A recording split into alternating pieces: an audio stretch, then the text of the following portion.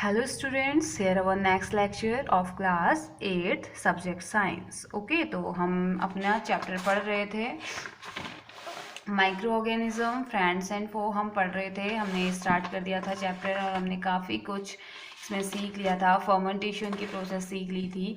और आज हमने स्टार्ट करना है medicinal use of micro organisms. तो माइक्रो ऑर्गेनिजम्स का जो मेडिसिनल यूज़ है, मेडिसिन में जो यूज़ है वो हमने पढ़ना है। ठीक है, तो let's start. Whenever you fall ill, the doctor may give you some antibiotics tablet। जब भी आप बीमार होते हैं, जब आप डॉक्टर के पास जाते हैं तो डॉक्टर आपको क्या देते हैं, कुछ टैबलेट्स देते हैं। और वो टैबलेट कौन सी होती हैं, एंटीबायोटिक टैबलेट्स होती हैं। ठीक है, टैबलेट्स होती हैं, कैप्सूल्स होते हैं, और कभी कभी तो इंजेक्शन भी लगाना पड़ता है ना। कभी कभी अगर ज़्यादा प्रॉब्लम हो गई तो आप सभी लोग डरते हैं इंजेक्शन से, तो वो तो लगाना ही पड़ता है अगर प्रॉब्लम हो गई तो, है ना। तो डॉक्टर क्या करते हैं, या तो हमें टैबलेट देते हैं या बड़ी बड़ी सी कैप्सूल्स दे देते हैं या इंजेक्शन दे देते हैं। जैसे कि वो इंजेक्शन किसके हो सकते हैं, पेनिसिलिन के, है ना। The source of these medicine is micro organism. तो अब बात ये आई कि इंटरेस्टिंग चीज़ तो ये आया कि जो ये हम इंजेक्शन हमें दिए जाते हैं, जो कैप्सूल हम खाते हैं, जो टैबलेट्स हम खाते हैं, ये किससे मिलके बने हुए हैं, इन माइक्रो ऑर्गेनिज्म से जिनको हम पढ़ रहे हैं, है ना। तो यानी कि कुछ माइक्रो ऑर्गेनिज्म ऐसे भी होते हैं जिनको हम नॉर्मली, जैसे हमने पढ़ा कि कर्ड, दही बनाने में माइक्रो ऑर्गेनिज्म का यूज़ है। तो एक तो ऐसे हैं जिनको हम खा भी रहे हैं, दूसरे ये जिनको जो मेडिसिन भी दे रहे हैं। कितने अच्छे होते हैं माइक्रो ऑर्गेनिज्म अगर एक तरीके से देखा जाए तो, है ना। कितनी हेल्प कर रहे हैं हमें, हम बीमार हैं तो हमारे लिए दवाई भी उन्हीं से बन रही है। तो these medicine, the source of these medicine is micro organism. इनका सोर्स क्या है, माइक्रो ऑर्गेनिज्म है। दीज मेडिसिन किल और stop the growth of the disease causing micro organism. तो ये क्या कर रहे हैं, ये जो डिजीज हो रही है, तो ये जो माइक्रो ऑर्गेनिज्म है ये क्या कर देते हैं, जिससे ग्रोथ हो रही है, डिजीज कॉजिंग जो माइक्रो ऑर्गेनिजम्स को हैं उनको ये क्या कर दे रहे हैं, मार दे रहे हैं। कौन, जो भी दवाई हमें दी जा रही है वो डिजीज कॉजिंग माइक्रो। अब देखो माइक्रो ऑर्गेनिज्म दो टाइप के हैं, एक तो क्या है जो मेडिसिनल यूज हो रहा है, दूसरे वो जो डिजीज कॉज कर रहे हैं। तो जो मेडिसिन वाली जो माइक्रो ऑर्गेनिज्म है वो जिनसे डिजीज हो रही है उन माइक्रो ऑर्गेनिज्म को मार दे रहे हैं। तो फिर बोल रहा है such medicine are called antibiotics. इन मेडिसिन को क्या कह दिया जाता है, एंटीबायोटिक्स। ठीक है, these days a number of antibiotics are being produced from bacteria and fungi. आजकल क्या हो रहा है, बहुत ज़्यादा अमाउंट में बैक्टीरिया और फंजाई से क्या किया जा रहा है, एंटीबायोटिक्स दवाइयों को बनाया जा रहा है। ठीक है, तो वही बोल रहा है these days a number of antibiotics are being produced from bacteria and fungi. Bacteria और फंजाई से बहुत ज़्यादा अमाउंट में एंटीबायोटिक्स बनाई जा रही हैं, जैसे streptomycin, tetracycline and erythromycin are some of the commonly known antibiotics. तो कुछ commonly known antibiotics erythromycin, tetracycline और स्ट्रेप्टोमाइसिन है, जो कि फंजाई और बैक्टीरिया से बनाई जाती हैं। ठीक है, या बनाई जा रही हैं। इनका काम क्या है या कैसे बनाया जाता है, the antibiotics are manufactured by growing specific micro organisms and are use to cure a variety of disease. तो क्या किया जाता है, इनको ग्रो करवाया जाता है। जैसे हम फसल लगाते हैं ना, वैसे इनको भी ग्रो करवाया जाता है, लेकिन वैसे खेतों में नहीं लगाया जाता है इनको। ठीक है, इनको लेबोरेटरी में ग्रो करवाया जाता है। ठीक है, छोटे छोटे माइक्रो ऑर्गेनिज्म को सूटेबल इन्वायरमेंट दिया जाता है, इन्हें ग्रो करवाया जाता है, और उसके बाद इनका यूज बीमारियों से बचने के लिए या बीमारियों को रोकने के लिए किया जाता है। ठीक है, antibiotics are even mixed with the feed of live stock and poultry to check microbial infection in animals. तो एंटीबायोटिक्स का यूज इवन कहाँ किया जाता है, जो खाना होता है ना लाइव स्टॉक्स का, मतलब जो जानवर होते हैं या जो मुर्गियाँ पोल्ट्री फॉर्म में जो होते हैं उनके खाने में भी इनको दिया जाता है, या उनको उनके खाने में मिक्स किया जाता है, ताकि अगर कोई माइक्रोबियल इन्फेक्शन हो रहा है तो उससे वो बच सकें। ठीक है, they are also use to control many plant disease. तो इनका यूज किसमें किया जाता है, बहुत सारी प्लांट डिजीज को, वो प्लांट जिनमें कोई प्रॉब्लम हो गई है, कोई बीमारी हो गई है, उनसे बचाने में भी इनका यूज किया जाता है। ठीक है, तो अब यहाँ पे कुछ इन्फॉर्मेशन हमें इस बॉक्स में दी हुई है। देखो बोला इन 1929 अलेक्जेंडर फ्लेमिंग, एक साइंटिस्ट हैं अलेक्जेंडर फ्लेमिंग नाम के, was working on a culture of disease causing bacteria. ये क्या कर रहे थे ना, ये अपने लैब में बैठे हुए थे और साइंटिस्ट हैं तो कुछ ना कुछ तो कर ही रहे होंगे ना। तो ये बहुत महान साइंटिस्ट हम कह सकते हैं, बहुत बड़े साइंटिस्ट थे। ये क्या कर रहे थे कि उन बैक्टीरिया के बारे में स्टडी कर रहे थे अपने लैब में बैठ के, जिसकी वजह से बीमारियां होती हैं। ठीक है, तो suddenly he found the spores of a little green mould on one of his culture plate. तो जिस प्लेट में उन्होंने या जिसमें उन्होंने ये देखा था ना, जिसमें वो देख रहे थे बैक्टीरिया की स्टडी जिसमें वो कर रहे थे, उसमें उन्होंने देखा कि अचानक से एक ग्रीन कलर का मोल्ड या ग्रीन कलर का कुछ स्पोर टाइप उनकी कल्चर प्लेट में पड़ गया है, और उस कल्चर प्लेट में या उस कंटेनर में पड़ा जहाँ पे वो किसी बैक्टीरिया का स्टडी कर रहे थे, मतलब डिजीज कॉजिंग बैक्टीरिया की स्टडी कर रहे थे। और थोड़ी देर बाद ही observe that the presence of mould prevented the growth of the bacteria. थोड़ी देर बाद उन्होंने देखा, पहले तो उन्होंने ऐसे छोड़ दिया, उन्होंने फिर 10-15 मिनट बाद देखा, उन्होंने देखा कि ये बैक्टीरिया जो अभी तक बीमारी कॉज कर रहा था, बीमारी कॉज कैसे करेगा, अपने नंबर को इंक्रीज करके, तो वो बैक्टीरिया जो अभी तक बहुत सारे अमाउंट में अपना नंबर इंक्रीज कर रहा था, अचानक से ये स्पोर जैसा कुछ ग्रीन मोल्ड आया और उससे क्या हो गया, रुक गई, उसकी ग्रोथ रुक गई। और थोड़ी देर बाद वो क्या देखते हैं, in fact it also killed many of these bacteria. थोड़ी देर बाद वो देखते हैं कि ग्रोथ भी रुक गई, साथ ही साथ उस ग्रीन कलर के मोल्ड ने बहुत सारे बैक्टीरिया को मार भी दिया है। ठीक है, तो ये तो बहुत बड़ा, मतलब उनके लिए इतनी बड़ी खुशी की ये बात थी कि वो स्टडी कर रहे थे कैसे बीमारी कॉज करते हैं, और उनको क्या मिल गई, एक दवाई मिल गई। उन्होंने फिर ग्रीन मोल्ड ढूंढा, उन्होंने क्या किया कि उस बैक्टीरिया को, उस डिजीज को मारने की ही दवाई उन्हें मिल गई, या उन्हें इतना अच्छा आइडिया मिल गया। ये बहुत बड़ी उपलब्धि उनके लिए थी, बहुत बड़ा आइडिया उनको मिल गया। तो from this the mould penicillin was prepared. बाद में पता चला कि वो ग्रीन कलर का जो मोल्ड था वो पेनिसिलिन नाम का था, पेनिसिलिन नाम का वो मोल्ड था, और उसके हेल्प से क्या कर सकते हैं हम बैक्टीरिया, मतलब जो बैक्टीरिया डिजीज को कॉज करते हैं उनसे हम बच सकते हैं। तो हुई ना कितनी बड़ी अचीवमेंट हुई उनके लिए। तो 1929 में अलेक्जेंडर फ्लेमिंग ने क्या किया था, पेनिसिलिन जो एंटीबायोटिक है उसकी डिस्कवरी की थी। ठीक है, तो अब हम आगे पढ़ते हैं। नेक्स्ट बॉक्स, एक और बॉक्स आपको दिया गया है। इस बॉक्स में आपको क्या कहा जा रहा है, it is important to remember that antibiotics should be taken only the advice of a qualified doctor. तो ये एडवाइस आपको किया जा रहा है, या ये दी जा रही है, या ये एक इम्पोर्टेंट पॉइंट आपको बताया जा रहा है कि आपको बिना किसी डॉक्टर की एडवाइस के एंटीबायोटिक नहीं लेनी है, और डॉक्टर भी क्वालिफाइड डॉक्टर होने चाहिए। ठीक है, जब आपको डॉक्टर कहे कि आपने एंटीबायोटिक लेनी है तभी आपको उसके लेना है। ठीक है, also you must complete the course prescribe by the doctor. और अगर डॉक्टर ने आपसे कहा है कि 1 वीक के लिए खाना है, 1 मंथ के लिए खाना है, तो आपने उसका पूरा कोर्स करना है। ऐसा नहीं कि आप ठीक हो गए तो आपने कहा कि अब तो नहीं खाता हूँ, दवाई खाने की क्या जरूरत है, तो ऐसा नहीं करना है। ठीक है, जितना आपसे डॉक्टर ने कहा है उतने टाइम तक उस मेडिसिन को या उस एंटीबायोटिक को आपने लेना है। If you take antibiotic when not needed और इन रॉन्ग डोजेज, अगर आपने एंटीबायोटिक तब ले ली जब जरूरत नहीं है, या उसकी गलत डोजेज ले ली, मतलब सुबह आप खाना था आप शाम को खा रहे हैं, या कुछ इस तरीके से, या 1 हफ्ते के लिए खाना था आप 2 ही दिन के लिए खा रहे हैं, तो इससे क्या हो जाता है, प्रॉब्लम क्रिएट हो जाती है। It may make the drug less effective, ये इफेक्टिव नहीं रहता है, फिर ये जो दवाई होती है, ये जो एंटीबायोटिक होती है इफेक्टिव नहीं रहती है। And when you might need it in future, आगे जब फ्यूचर में अगर आपको फिर से एंटीबायोटिक लेने की ज़रूरत पड़ी तो फिर उस टाइम पे ये एंटीबायोटिक इफेक्टिव नहीं होती है, क्योंकि हमारी बॉडी तो ऑलरेडी पहचानती है। आपने जो जो खाया है, आपने आज तक जो जो दवाइयाँ खाई है, हमारी बॉडी के जो सेल्स है ना वो सब याद करके रखते हैं। कितने इंटेलिजेंट है ना हमारी बॉडी के सेल्स। आपको याद है आपने 7th में क्या क्या पढ़ा था, 6th में क्या क्या पढ़ा था, 5th में कौन कौन से चैप्टर आपके थे। आप माइट भी नो, आपको सारे चैप्टर ना लर्न हो, आप देखेंगे तो आपको पता चल जाएगा ना। तो वैसा ही काम हमारी बॉडी का भी होता है। हमारी बॉडी भी सारी मेमोरी रख के रखती है, बॉडी के जितने भी सेल्स होते हैं। तो ऐसे ही जब भी आप अगली बार फिर वो गलत डोज ली हुई एंटीबायोटिक अगर आप खाएंगे ना, अगली बार सेल आपसे फिर नाराज हो जाएंगे, बोलेंगे कि नहीं आपने पिछली बार पूरा नहीं खाया था, इस बार इफेक्ट नहीं करेंगे। जस्ट किडिंग, ऐसा नहीं होता है। लेकिन जब आप ये इसकी पूरी डोज आप नहीं लेते हैं, डोज जब आप पूरी नहीं लेंगे तो क्या हो जाएगा, अगली बार के लिए नेक्स्ट टाइम अगर आपको जरूरत पड़ी तो ये दवाइयाँ उतनी इफेक्टिव नहीं रह जाती हैं। इसीलिए एंटीबायोटिक्स को जब लिया जाता है तो बहुत ध्यान में रख के इन्हें डॉक्टर प्रिस्क्राइब आपको करते हैं और इसकी पूरी डोज लेने को कहा जाता है। ठीक है।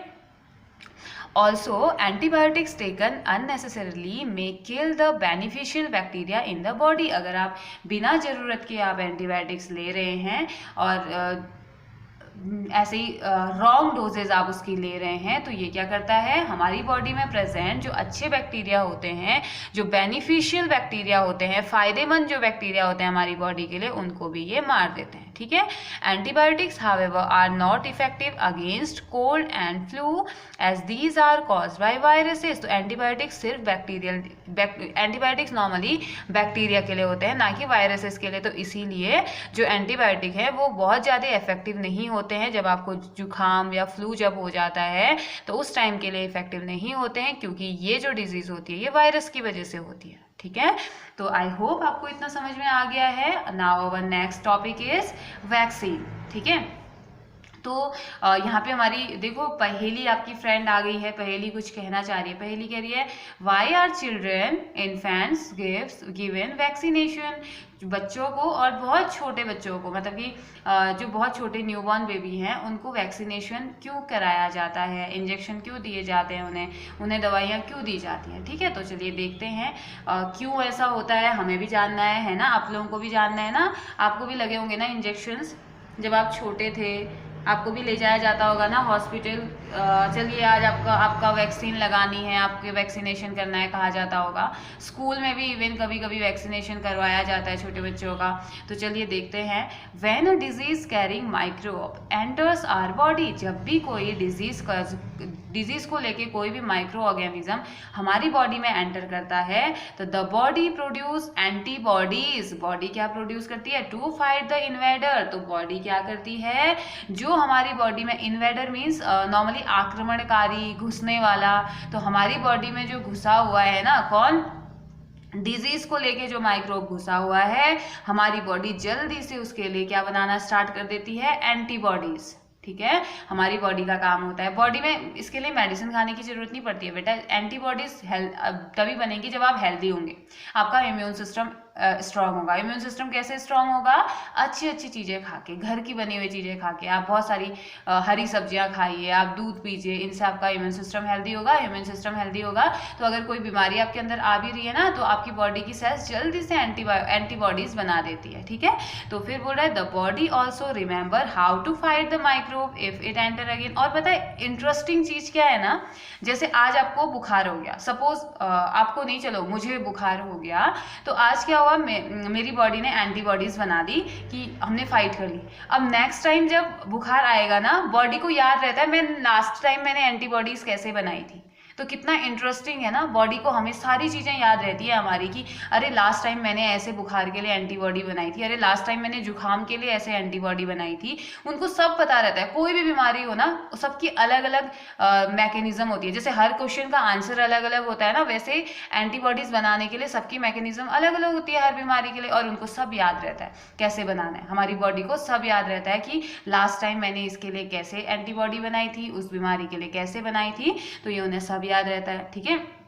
If dead or weakened microbes are introduced into a healthy body, अगर ऐसा माइक्रोब जो कि डेड है, बहुत ज़्यादा वीक है, हमारी बॉडी में एंटर कराया जाता है, तो the body fights and kills the invading bacteria by producing suitable antibodies. तो उस टाइम पे भी हमारी बॉडी क्या करती है, उससे फाइट करती है और उसको मार देती है, उस बैक्टीरिया को मार देती है सूटेबल एंटीबॉडीज को बना के। ठीक है। बॉडी के पास कैपेसिटी होती है खुद से लड़ने की।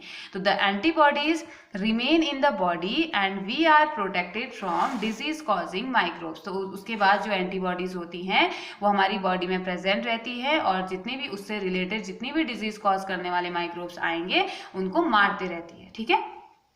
This is how a vaccine work. तो यही है कैसे, ये तो हमारी बॉडी का काम था। अब क्या किया जाता है, किसी किसी बीमारी में इतना ज़्यादा, अगर बहुत ज़्यादा वैक्सीन एंटीबॉडी हमारी बॉडी नहीं बना पाती है तो हमें फिर बाहर से ज़रूरत पड़ती है, बाहर से हमारी बॉडी को हेल्प करने की ज़रूरत पड़ती है, और फिर वैक्सीन भी सेम इसी तरीके से काम करती है। ठीक है, several diseases including cholera, tuberculosis, small pox and hepatitis can be prevented by vaccination. तो ये कुछ डिजीजेज हैं, ट्यूबरक्लोसिस में टीबी होता है। ठीक है, तो ये क्या करते हैं, वैक्सीनेशन के थ्रू इनको प्रिवेंट किया जाता है। ठीक है, वैक्सीन लगाई जाती है, इंजेक्शन लगाए जाते हैं।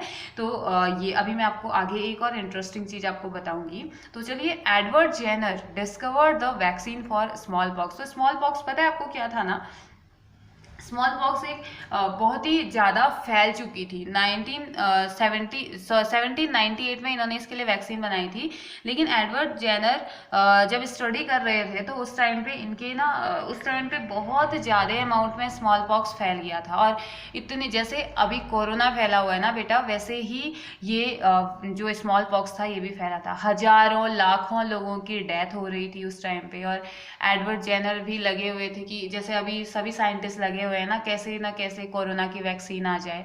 तो कितना ज़्यादा फैला हुआ है, इस वजह से आप लोग स्कूल भी नहीं आ पा रहे, हमें ऐसे ऑनलाइन पढ़ना पड़ रहा है ना। तो ऐसे ही यहाँ उस टाइम पे भी बहुत ज़्यादा ये फैल गया था। तो एडवर्ड जेनर की स्टोरी आप सुनना चाहेंगे, इन्होंने कैसे फाइंड की थी इसकी वैक्सीन? तो चलिए मैं आपको इनकी स्टोरी बताती हूँ कि एडवर्ड जेनर ने कैसे इस वैक्सीन के बारे में बताया, या कैसे वैक्सीन का फॉर्मेशन किया। तो पता है आपको क्या था ना, कि जो स्मॉल पॉक्स था वो बहुत ज़्यादा फैल गया था, इससे बहुत ज़्यादा लोगों की डेथ हो रही थी। तो एक बार ना ये अपने गाँव गए थे, तो ये कहीं शहर में पढ़ते थे और ये गाँव गए थे, तो उस टाइम पे भी फैला हुआ था। तो इनके गाँव में ना कुछ लोग थे जो गाय वाय पालते थे। गाँव में तो नॉर्मली होते हैं ना, गाय एग्रीकल्चर वगैरह करते हैं। तो जब उन्होंने उसके बारे में, गांव में नहीं फैला हुआ था, तो जब उन्होंने इसके बारे में बात करी गांव वालों से, तो पता है तो नॉर्मली ऐसे ही बात कर रहे थे, तो एक गांव वाले ने कहा कि हमें तो हो ही नहीं सकता है, हमें स्मॉल पॉक्स नहीं हो सकता है। तो एडवर्ड जेनर ने बोला कि क्यों, आपको क्यों नहीं हो सकता है? तो फिर उन्होंने कहा, एडवर्ड जेनर ने कहा, सॉरी वो जो फार्मर थे या वो जो एग्रीकल्चरलिस्ट थे, उन्होंने कहा कि क्योंकि हम तो हमेशा जानवरों के आसपास रहते हैं, और जो जानवरों के आसपास रहता है उसको कैसे ये बीमारी हो सकती है? तो ये उन्होंने ध्यान नहीं दिया। एडवर्ड जेनर ने कहा कि ये भी कोई लॉजिक है आपका, ये तो कोई लॉजिक ही नहीं बनता। तो फिर वो क्या हुए, वो छुट्टियों में घर गए थे, फिर वो वापस आ गए। ठीक है, तो फिर अब बहुत टाइम हो गया था, कोई वैक्सीन नहीं बनी, कोई मेडिसिन नहीं बनी, लगातार लोगों की डेथ होते ही जा रही थी। तो एक दिन उनके दिमाग में अचानक से एक आइडिया आया। ठीक है, तो फिर हुआ ये कि अच्छा, जो ये डिजीज़ थी ना वो फैली हुई थी कहाँ, सबसे पहले इंग्लैंड में बहुत ज़्यादा ये फैल गई थी इंग्लैंड में। तो अब जो जेनर थे फिर वो वापस आ गए, अब बहुत टाइम तक ये मिला नहीं। तो अब दिमाग में ना उनके अचानक से स्ट्राइक किया कि अच्छा, जब मैं गांव गया था तो मुझसे लोगों ने कहा था कि हम तो कैटल के आसपास रहते हैं तो हमें ये बीमारी नहीं हो सकती है। तो वो स्ट्राइक किया, वो बात इनके दिमाग में स्ट्राइक करी, और इन्होंने देखा कि बहुत सारे फार्मर ऐसे हैं ना जिनको काउ पॉक्स हो जाता है। उसमें क्या हो जाता है ना, छोटे छोटे फोड़े निकल आते हैं हाथ में, और फिर थोड़े टाइम बाद वो ठीक हो जाते हैं। एक काउ पॉक्स था, और दूसरा जो फैला हुआ था वो क्या था, स्मॉल पॉक्स। ठीक है, तो अब उनके दिमाग में आया कि क्या, और काउ पॉक्स के लिए उन्हें दवाई की भी जरूरत नहीं पड़ती थी, वो ऐसे ही ठीक हो जाते थे फार्मर। तो उनके दिमाग में आया कि, उनके दिमाग में कुछ हिट किया। ठीक है, उन्होंने किसी को नहीं बताया, उनके दिमाग में कुछ आइडिया आया, उन्होंने सोचा इसके बारे में कि क्या काउपॉक्स ऐसा, उन्होंने बस इतना सोचा कि क्या काउपॉक्स की वजह से ये लोग, इन लोगों की इम्यूनिटी इतनी स्ट्रांग है कि स्मॉल पॉक्स इन्हें नहीं अटैक कर पा रहा है। क्योंकि बात यही थी, जब पूरा इंग्लैंड इससे मर रहा था तो सिर्फ वो लोग, उन लोगों को ये अफेक्ट नहीं कर पा रहा था जो गाय भैंस पालते हैं, मीन्स कि जो जानवरों के आसपास रहते हैं ना, जो कैटल्स के आसपास रहते हैं, उनमें स्मॉल पॉक्स का एक भी केस नहीं था। ठीक है, तो ये चीज उन्होंने हिट करी कि अच्छा, फार्मर, उन्होंने कहा था कि हम तो इनके आसपास रहते हैं, छोटे मोटे फोड़ी फुंसियां तो होते रहती हैं, हमें ऐसे ठीक हो जाते हैं। तो क्या ये वही चीज थी जिसकी वजह से वो ठीक हो रहे थे? क्या स्मॉल पॉक्स ही ऐसा था जो, क्या काउ पॉक्स ऐसा था जो उनके लिए एंटीबॉडीज बना रहा था? काउ पॉक्स की एंटीबॉडी बॉडी में बन रही थी तो वही स्मॉल पॉक्स के लिए भी बना दे रहा था? क्योंकि ऐसा तो था नहीं कि पूरे वर्ल्ड में, पूरा इंग्लैंड जब इससे मर रहा था तो उन तक वायरस नहीं जा रहा था, ऐसा नहीं था, वायरस जा रहा था लेकिन उनकी बॉडी में वो अटैक नहीं कर पा रहा था। ठीक है, तो अब हुआ ये, अब डॉक्टर ने, ये जो डॉक्टर जेनर थे, इन्होंने बहुत सोचा और इसके बाद इन्होंने टेस्ट की वैक्सीनेशन थ्योरी। ठीक है, इन्होंने कहा कि चलो एक चेक करते हैं काउपॉक्स को लेके। और पता है आपको क्या हुआ? मई 1796, ये 1798 की बात है, और 1796 में डॉक्टर जेनर एक लेडी के पास गए और उनके पास था, उनका एक 8 साल का लड़का था, उसका नाम जेम्स फिप्स था। ठीक है, 8 साल का वो लड़का था और उन्होंने उस लेडी से बोला कि मुझे आपका बेटा चाहिए। उन लेडी ने जब पूछा कि आपको मेरा बेटा क्यों चाहिए, तो पता है डॉक्टर जेनर ने क्या कहा? मैं इस पे एक्सपेरिमेंट करना चाहता हूँ। ये कितनी शॉकिंग बात है। कोई भी मदर अपने बेटे को ऐसे चेक करने के लिए शायद ही अपने बेटे को दे कि नहीं आप एक्सपेरिमेंट करो, जिसकी कोई गारंटी नहीं है कि वो ठीक भी होगा या नहीं होगा, जिंदा घर वापस भी आएगा या नहीं आएगा। उसके बावजूद भी उस ब्रेव लेडी ने अपने बेटे को डॉक्टर जेनर को सौंप दिया और कहा कि ठीक है आप जाइए और एक्सपेरिमेंट कीजिए। जो जेम्स था वो हेल्दी बॉय था और उन्होंने क्या किया, अपना यंग सन ऑफर किया टेस्ट करने के लिए डॉक्टर जेनर को। और ये बहुत बड़ा एहसान था डॉक्टर जेनर पे उन लेडी का। और डॉक्टर जेनर एक फार्मर को जानते थे और वो जो कि गाय पालता था, काउपॉक्स जिसको हुआ था एक बार। तो उन्होंने क्या किया ना, उसके हाथ में, उस फार्मर के हाथ में काउपॉक्स हुआ था। गायों के आसपास रहने से यूजुअली ये बीमारी हो जाती है, छोटे मोटे फोड़े फुंसियां हो जाती हैं, तो उसे काउपॉक्स कहा जाता है। तो उसके हाथ में काउपॉक्स हुआ था, उन्होंने उसके हाथ से वो काउपॉक्स निकाला। काउपॉक्स निकाला मीन्स जहाँ पे, जैसे मान लो अगर यहाँ पे काउपॉक्स हुआ था तो यहाँ पे इंजेक्शन लगाया और उसका पॉस्ट्यूल निकाल दिया। ठीक है, निकाला और जेम्स फिफ्थ जो था, जो बच्चा जो था ना 8 साल का, उसके हाथ में उसे डाल दिया। ठीक है, उसका हाथ कट, थोड़ा सा ऐसे कट किया जेम्स फिफ्थ के हाथ में और उसमें उन्होंने इंजेक्शन लगा के डाल दिया। ठीक है, क्या डाला? काउपॉक्स उसके हाथ में डाल दिया। कंफ्यूजन तो नहीं हो रहा है ना? उन्होंने काउपॉक्स क्या किया, डॉक्टर जेनर ने उस बच्चे के हाथ में काउपॉक्स डाल दिया। ठीक है, अब काउपॉक्स बीमारी डाल दी, ये कहिए कि बीमारी डाल दी। अब थोड़े दिनों बाद उन्होंने देखा कि जो काउपॉक्स था वो हो गया था, काउपॉक्स धीरे धीरे हील हो गया। जो जेम्स था उसके हाथ का जो काउपॉक्स था धीरे धीरे हील हो गया, सिर्फ एक घाव वो छोड़ गया, हाथ में छोटा सा घाव उसमें छूट गया। दोबारा उन्होंने ट्राई किया, दोबारा से डाला, फिर स्मॉल पॉक्स, फिर तीसरी बार डाला। तो अब क्या होने लगा, जो जेम्स था वो नॉर्मल ठीक हो जाता था, उसे कोई फर्क नहीं पड़ता था काउपॉक्स उसकी बॉडी में जाए ना जाए। ठीक है, तो अब यहाँ पे को मेन बारी आई जुलाई। मई में ये हुआ था, 2 महीने उन्होंने चेक किया, उसके बाद जुलाई में उसी साल 1796 में ही मई में उन्होंने स्मॉल पॉक्स, ये काउपॉक्स डाला उसके हाथ में। और उसके बाद जुलाई में उन्होंने अब स्टार्ट किया किसका टेस्ट, स्मॉल पॉक्स का। ठीक है, उन्होंने जेम्स के हाथ में डाल दिया स्मॉल पॉक्स, जो कि जिसकी वजह से डेथ हो रही थी, लगातार डेथ हो रही थी लोगों की इंग्लैंड में, वो उन्होंने डाल दिया किसके, जेम्स के हाथ में। और उन्होंने देखा कि जेम्स को कुछ भी नहीं हुआ, इवन एक सिम्टम तक नहीं आया जेम को उसका। जेम जो फिफ्थ था उसको पता ही नहीं चला। अब क्यों ऐसा क्यों हुआ, वहां से उनके दिमाग में आया, कोई भी साइन नहीं आया। उसके बाद रिपीट किया गया अगले महीने, फिर और अगले महीने उसको रिपीट किया गया। यहाँ से अब जो स्मॉल पॉक्स था वो नहीं हुआ, तो डॉक्टर जेनर को पता चल गया कि उनका जो वैक्सीनेशन है वो सक्सेसफुल हो गया है। काउ पॉक्स जो है वो क्या कर रहा है, पहले एंटीबॉडीज बना रहा है, जैसे हमने यहाँ पे एंटीबॉडीज पढ़ी ना, काउ पॉक्स क्या कर रहा है, बॉडी में जा रहा है और एंटीबॉडीज बना दे रहा है। और काउ पॉक्स से ही मिलता जुलता स्मॉल पॉक्स है, जो कि जैसे ही जिनको काउपॉक्स हुआ है उनकी बॉडी में जा रहा है, वहां पे एंटीबॉडीज दोबारा से बननी स्टार्ट हो जा रही हैं और वो क्या कर दे रहे हैं, स्मॉल पॉक्स को मार दे रही है बॉडी और उनको कुछ भी नहीं हो रहा है। ठीक है, तो यहां से वैक्सीनेशन स्टार्ट हुआ, यहां से जेनर ने वैक्सीन बनाई। और जो जेम्स फिफ्थ था उसका बहुत बड़ा रोल, उसकी मदर का बहुत बड़ा रोल इसमें था। और यहाँ पे क्या हो रहा था, इम्यून सिस्टम को स्ट्रॉन्ग कर दे रहा था वो काउपॉक्स, जिसकी वजह से स्मॉल पॉक्स नहीं हो रहा था। ठीक है, आई होप आपको ये कहानी या स्टोरी पसंद आई होगी एडवर्ड जेनर की, और बहुत ज़्यादा इंस्पायरिंग स्टोरी उनकी थी। और नॉर्मली एक लड़के पे टेस्ट करके उन्होंने क्या कर दिया, इसकी खोज कर दी। ठीक है, तो चलिए स्टार्ट करते हैं, आगे बढ़ते हैं। In your childhood you must have been given injection to protect your self against several diseases. तो आपके बचपन में आपको बहुत सारे इंजेक्शन शायद मेरे ख्याल से दिलाए गए होंगे ज़बरदस्ती, है ना, ताकि आपको डिजीज से बचाया जा सके। ठीक है, आप अपने आप को डिजीज से बचा सके। Can you prepare a list of these disease, क्या आप लिस्ट बना सकते हैं बीमारियां जो हुई हैं वो नहीं, जिनसे आपको बचाने के लिए आपको नॉर्मली घर में ना टीका कहा जाता है बेटा, वैक्सीन को ना टीका लगाना है बोला जाता है। तो आप पूछेंगे जब घर में तो आपको बता देंगे आपको, ठीक है। Can you prepare a list of these diseases, क्या आप उन डिजीजेस की लिस्ट बना सकते हैं। You may take help from your parents, तो आपके पेरेंट्स को तो पता ही होगा ना किस किस चीज़ के लिए वैक्सीनेट किया गया है आपको, तो आप पूछिए और लिस्ट बनाइए, और वो लिस्ट फिर क्या करनी है आपको तो पता ही है ना, सेंड करनी है कमेंट्स में। It is essential to protect all children against this disease, ये जरूरी है कि सारे के सारे बच्चों को इन बीमारियों से बचाया जाए, ठीक है। Necessary vaccines are available in the near by hospitals, तो जो जरूरी वैक्सीन्स हैं वो हमारे हॉस्पिटल में प्रेजेंट हैं आसपास। You might have seen the advertisement on TV and newspaper regarding protection of children against polio under the pulse polio programme. Polio drops given to children are actually a vaccine, तो आपने देखा होगा ना कितनी ज़्यादा बार TV में आता है दो बूंद जिंदगी की, और इसके ब्रांड एम्बेसडर कौन है, अमिताभ बच्चन जी इसके ब्रांड एम्बेसडर हैं, वहाँ पे आता है, और बार बार टीवी में आता है, बार बार न्यूज़पेपर में आता है, पोस्टर्स के थ्रू बताया जाता है कि अपने बच्चों को 4 साल तक के जो बच्चे होते हैं उन्हें पोलियो पिलाइए, पोलियो की ड्रॉप्स पिलाइए, है ना।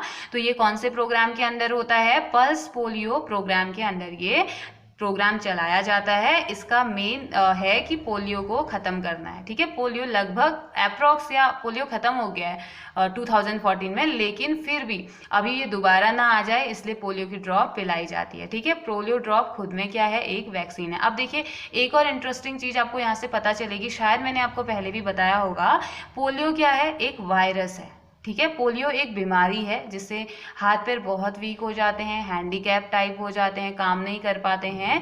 तो पता है आपको पोलियो की वैक्सीन में क्या, जो पोलियो ड्रॉप पीते हैं वो एक्चुअली होता क्या है, वो पोलियो ही होता है, पोलियो ही वायरस ही आपकी बॉडी के अंदर डाला जाता है।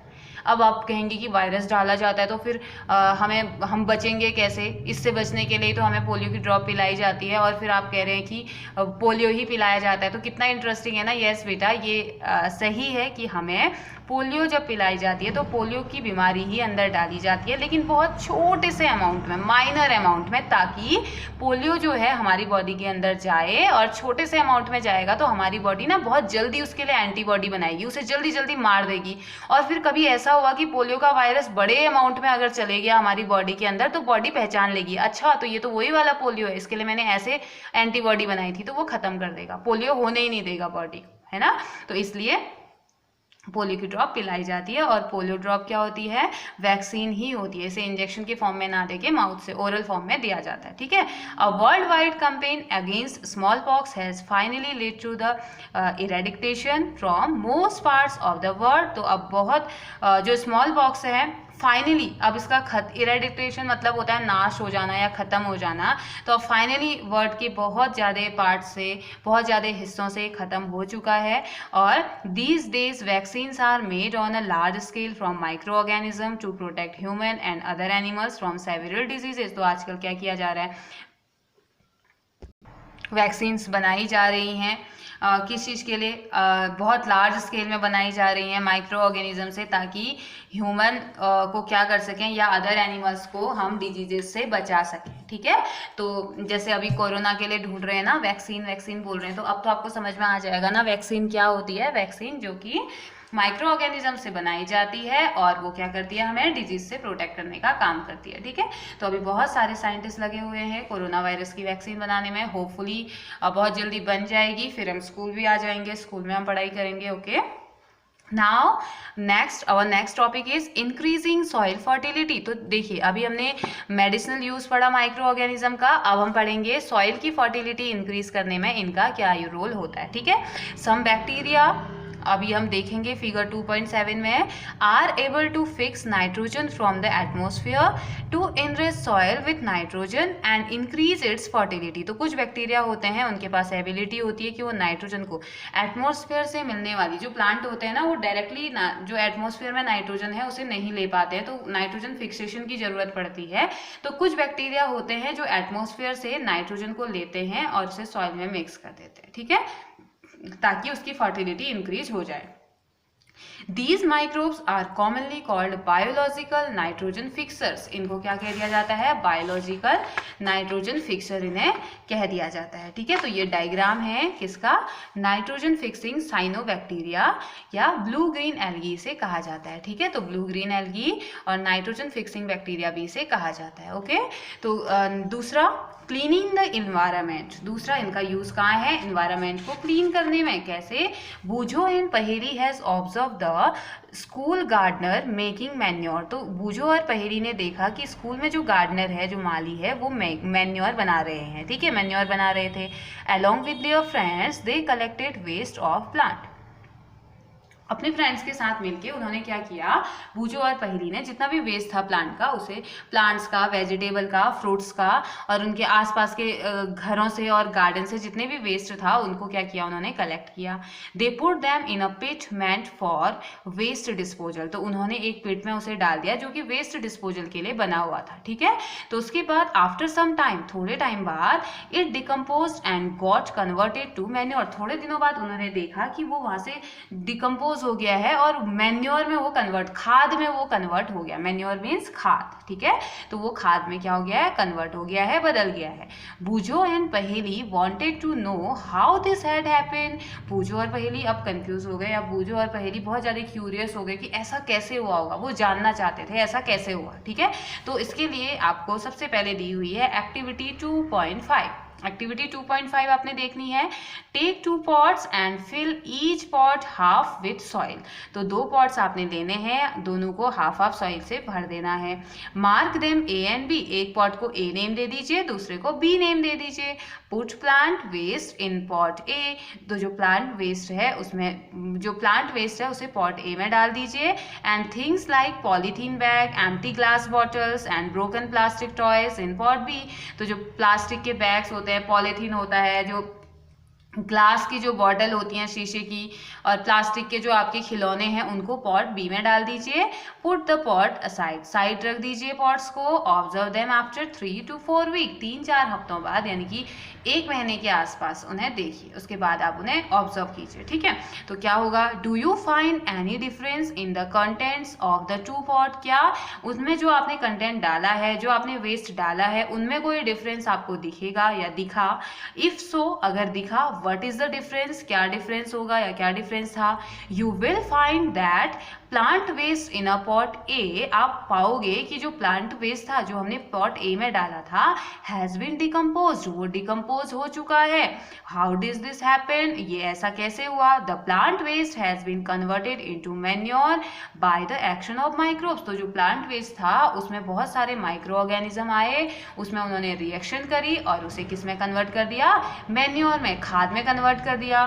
The nutrients release in the process can be used by the plant again. तो जो न्यूट्रिएंट्स रिलीज हुए, ये क्या किया जाता है? प्लांट्स उसको दोबारा से यूज कर लेते हैं। प्लांट वेस्ट ही था, प्लांट ने दोबारा उसे यूज कर लिया। ठीक है, did you notice that in pot B? क्या आपने नोटिस किया? पॉट बी को भी नोटिस किया।